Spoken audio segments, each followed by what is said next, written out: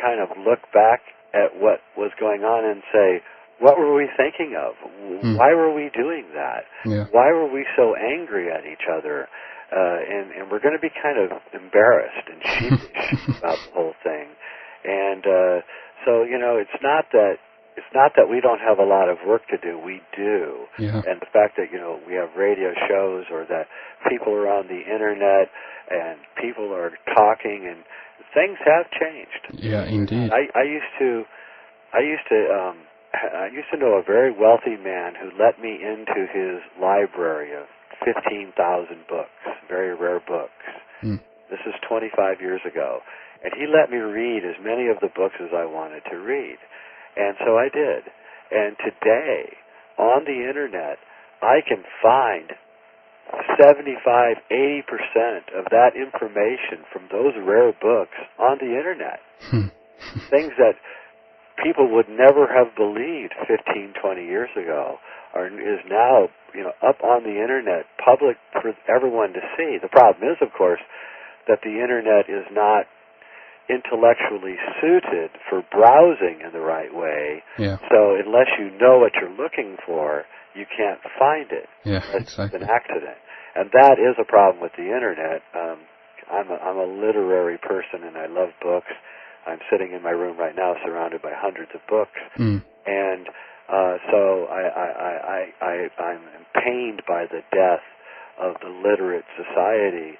But at the same time, I know that the literate society, the literate world, has constraints on it, and that these constraints, what books do is they change the way you think, and they compartmentalize the way you think, and that's very good for logic and for understanding problems, but it's also very restraining. There's a great book by an author named Leonard Shlain called The Alphabet versus the Goddess.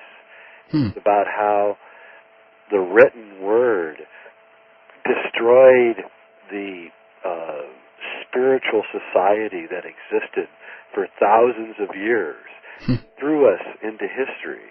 And I think that that's right. And I think we're beginning to leave the literate world behind, and we're moving into a world of symbol. And symbol is the way that the overmind communicates with us.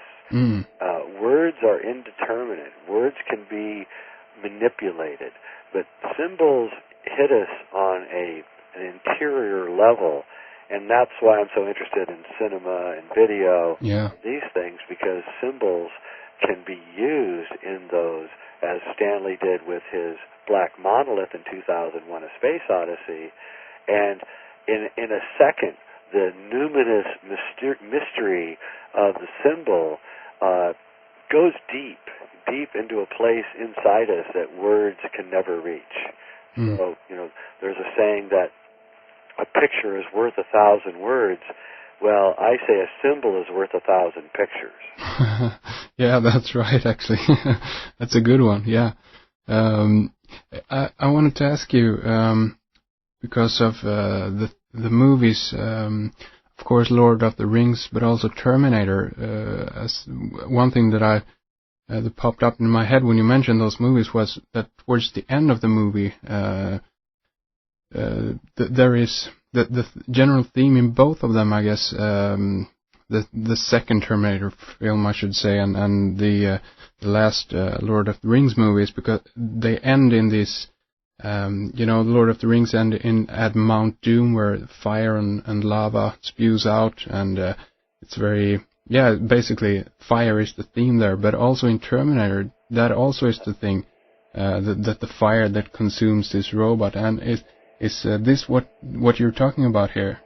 Well, that's a very interesting observation, because also the name of Fulcanelli is Vulcan, which is Vulcan, which is volcano, and there does seem, and Fulcanelli says in his book that this age will be destroyed by fire. Yeah. So there is this odd idea that volcanism, or some kind of symbolic destruction of the age by fire is what's going on here. And of course, the Earth is heating up. There's no doubt about it. I live in the far north of the United States, generally in one of the colder areas. Yeah. And we're in an unprecedented heat wave, even right now. We are here too. That's It seems like it's just uncanny. I mean, right now today,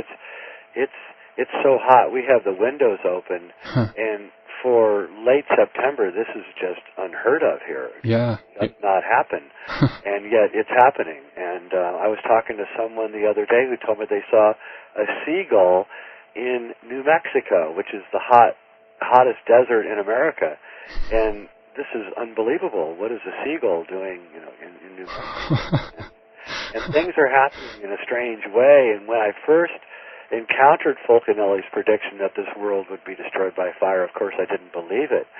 But starting in 1992, and I've been tracking this ever since, every summer is hotter than the summer before.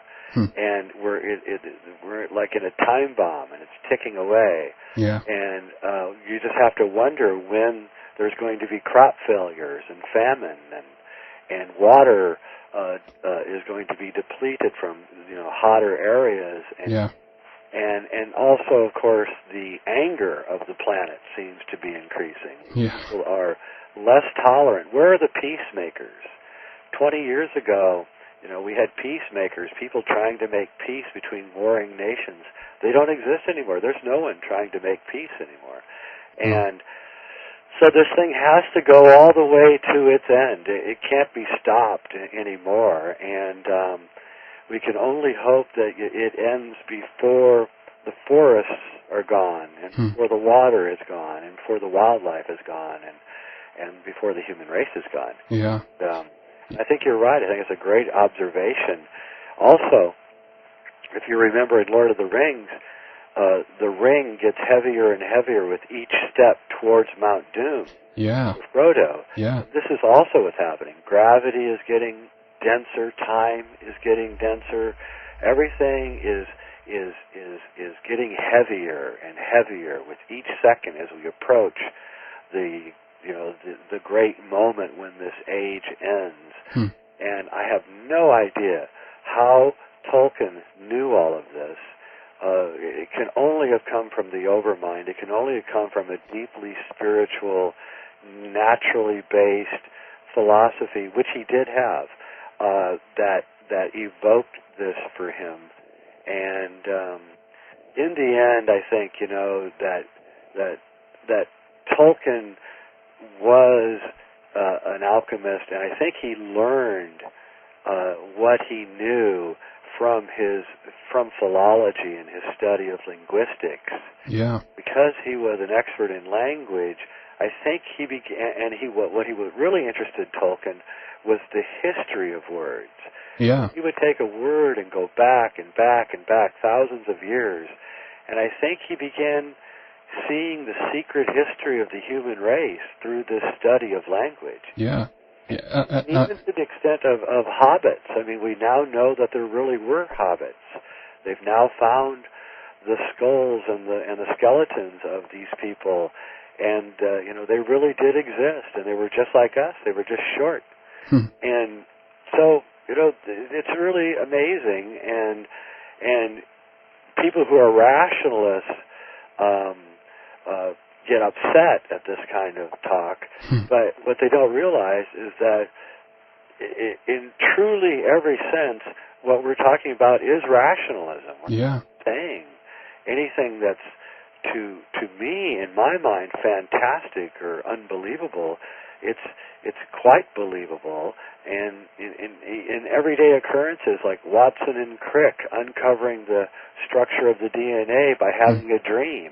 Yeah. All of these things are happening, and it's the rationalists who are actually refusing to look at reality. That's how I see it. That is the general idea, I guess, through history is that people who aren't afraid to cross the boundaries, those who try to go.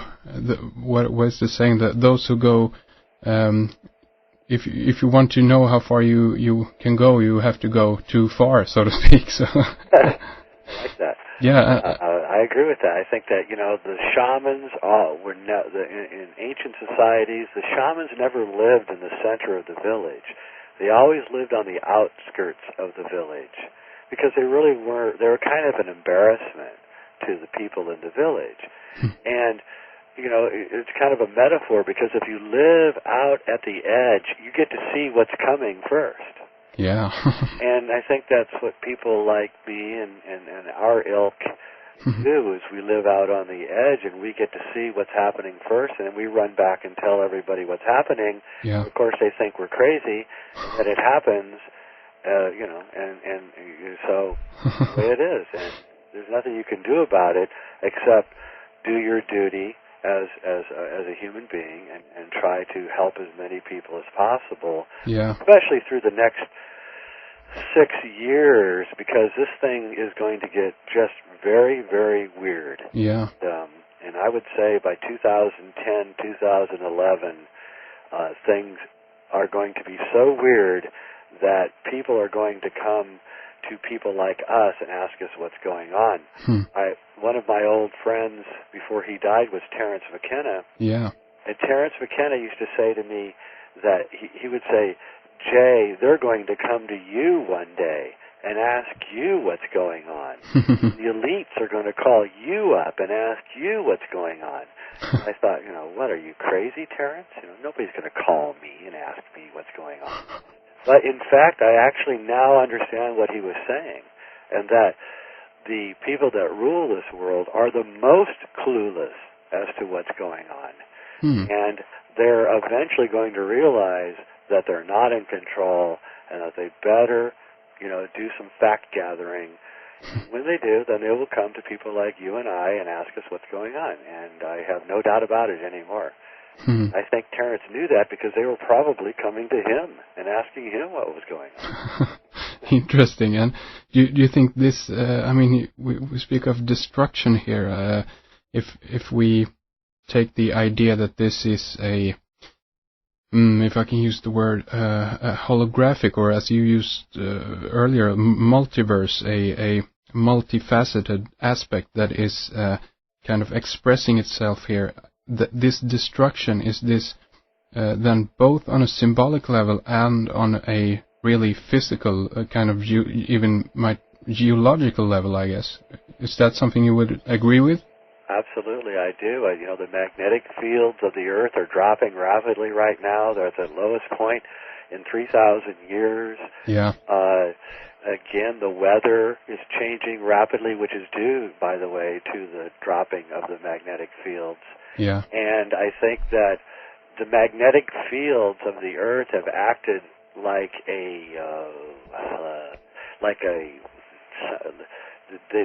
they've masked reality. Because they were so dense and so heavy, they've masked reality, and as they're disappearing, we're beginning to see what's really going on. Yeah. And people in the United States are notoriously ignorant, but you can see that there's a small group of people in the United States who see what's actually happening, and they won't shut up.